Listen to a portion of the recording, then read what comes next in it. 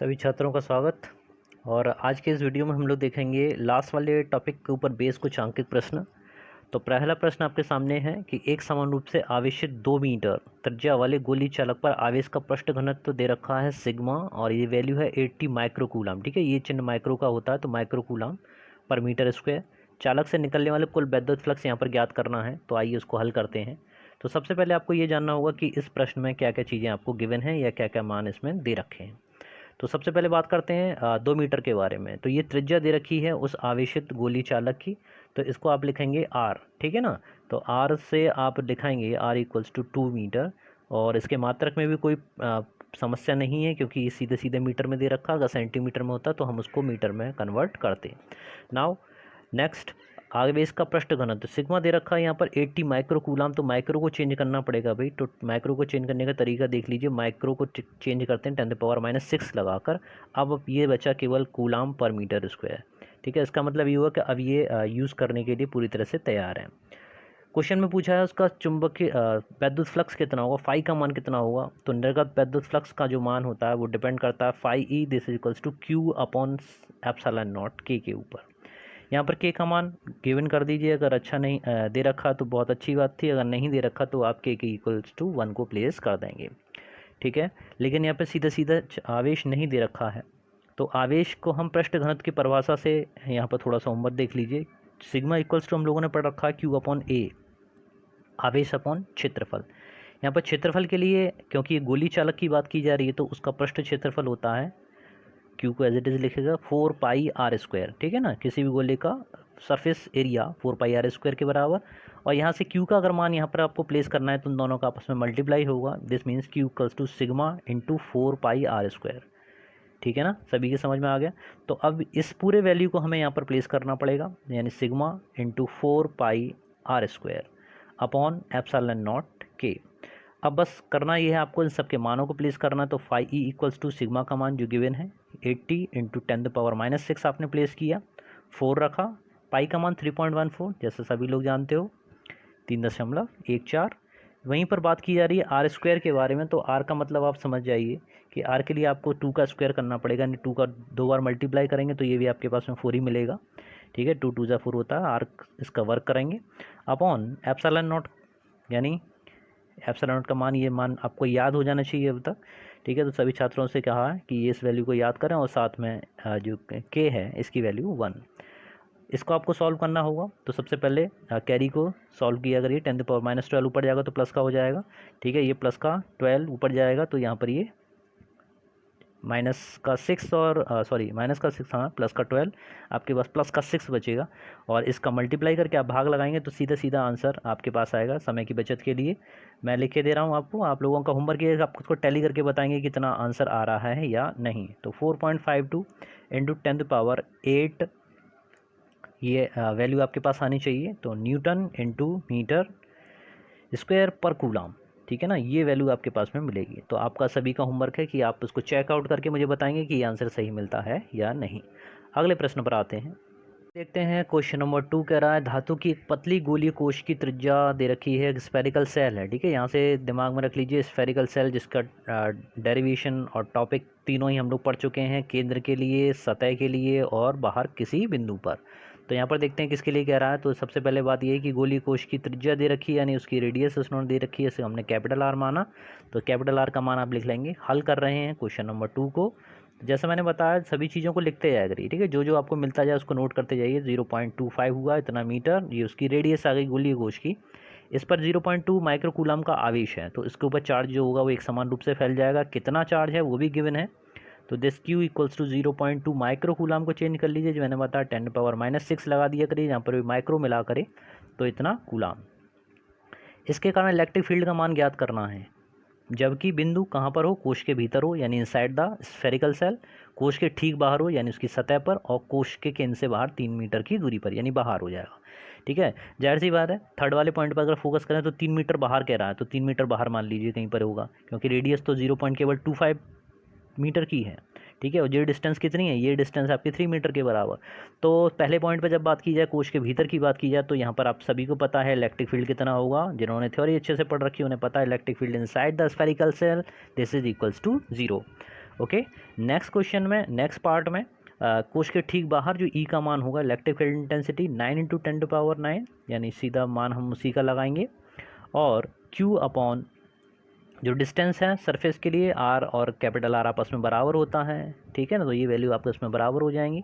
तो second part के लिए हमारा ई का मान आएगा 9 × 10⁹ लगा दीजिए, क्यू का मान लगाइए 0.2 × 10⁻⁶ अपॉन में भाग लगाइए 0.25 का इंटू 0.25 का, ठीक है। अब आपको इसको आगे सॉल्व करना है, और सॉल्व करके इसकी वैल्यू लगभग आपके बराबर आनी चाहिए 2.88 × 10⁴ न्यूटन पर कूलम।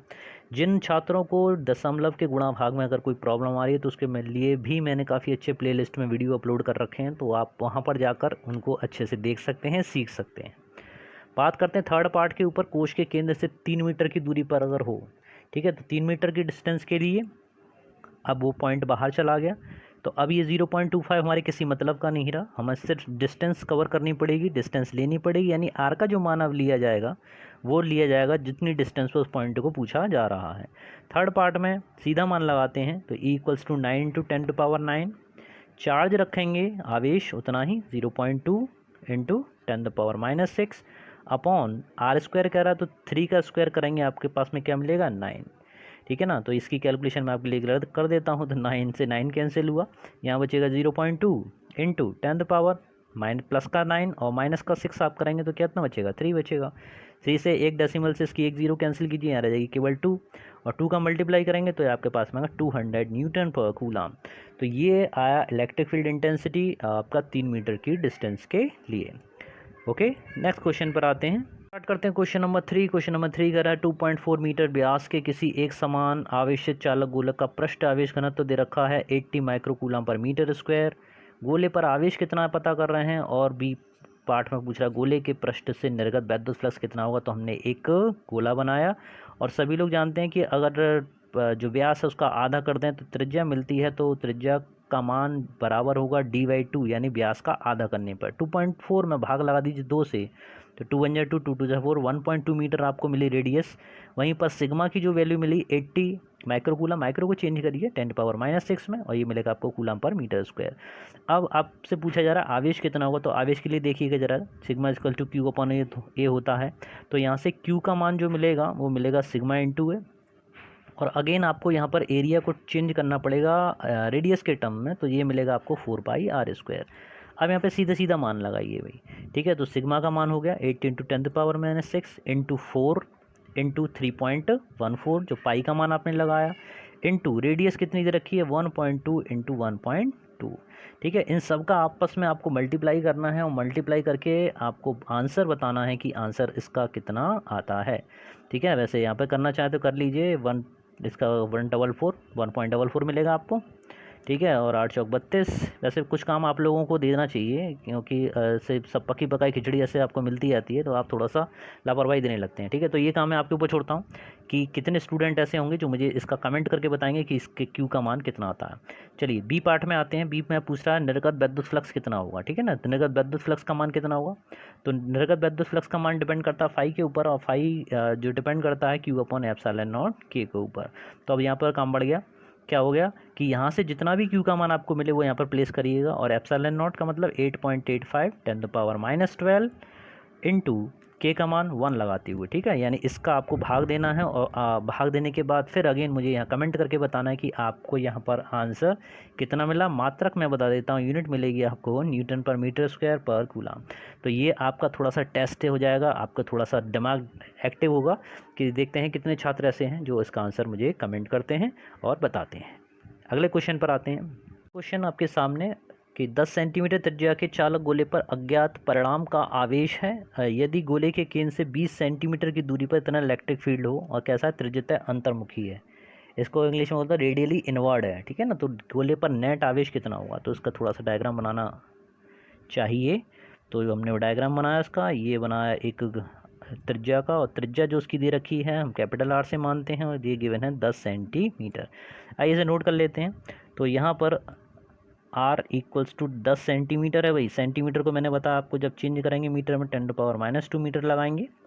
ओके, ये हुआ R का मान। इसके बाद में पूछ रहे हैं इसके 10 सेंटीमीटर हो गया। अब गोले के केंद्र से 20 सेंटीमीटर की दूरी, बताओ 20 सेंटीमीटर दूरी तो इसके अंदर तो होगी नहीं, क्योंकि 10 सेंटीमीटर को त्रिज्या ही है। ठीक है, अगर 10 भी होती तो पृष्ठ पे रहती, बाहर चला गया। ठीक है ना, यहाँ पर पहुँचा पॉइंट पे, यानी ये पूछ रहा गोले से बाहर। तो गोले से बाहर की जो डिस्टेंस है उसे हम कैपिटल आर से दिखाते हैं। इसको भी सेंटीमीटर से मीटर में कन्वर्ट किया और इसको लिख दिया 20 × 10⁻² मीटर। इतनी दूरी पर इलेक्ट्रिक फील्ड कितना है, इलेक्ट्रिक फील्ड इंटेंसिटी गिवन कर रखी है, इसमें थोड़ा सा अलग पूछ रहे हैं, 10³ न्यूटन पर कूलाम। ठीक है, इसके मात्रक में कोई प्रॉब्लम नहीं है, त्रिज्यता अंतर्मुखी है। ठीक है ना, इसका मतलब अभी बताएंगे आपको। गोले पर नेट आवेश कितना है, क्यू का मान पूछा भाई, क्यू लिख के उसके आगे क्वेश्चन मार्क लगाइए, फॉर्मूले पे आइए और फॉर्मूला जो यूज़ होगा E = 1/4πε0 K Q/r²। देखिए मैंने कौन सा वाला आर यूज़ किया है, अगर आपने कैपिटल आर यूज़ कर लेंगे ना तो यहाँ प्रॉब्लम हो जाएगी। बस इस क्वेश्चन में यही खूबसूरती है। ठीक है, यही इसका इफेक्टिव है। ठीक है, तो 9 × 10⁹ और Q का मान पता करना है, R का मान दे रखा है, गिवन है 20, तो ये हो जाएगा आपका 400 × 10⁻⁴। देखिए समझ लीजिएगा, इसका स्क्वायर करेंगे 20 × 20 आपका 400 होगा, 10⁻², 10⁻² -4।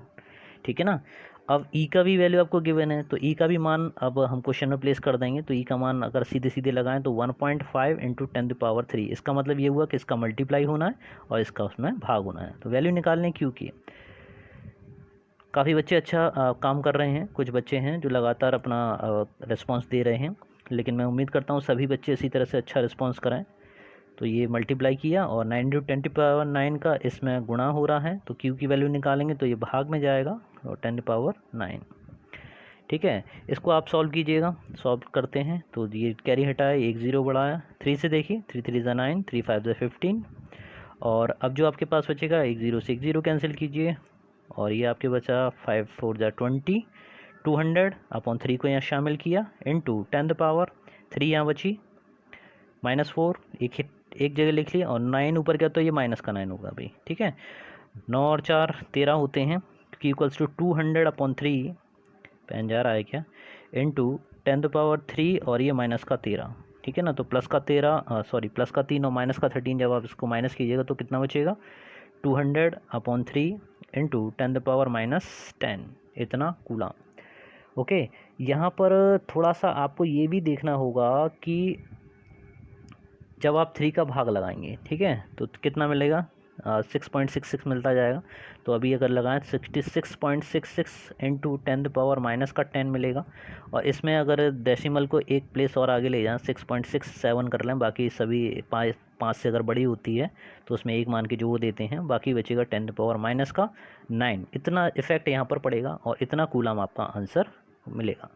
ठीक है, तो ये था आपका क्वेश्चन नंबर 4, और इसी क्वेश्चन के साथ में अब आज का वीडियो यहीं पे विराम करते हैं। अगले वाले वीडियो में नेक्स्ट बहुत ही अच्छे चैप्टर के साथ में हम लोगों की मुलाकात होगी, जिसमें हम लोग स्टार्ट करने जा रहे हैं इलेक्ट्रिक पोटेंशियल यानी वैद्युत विभव।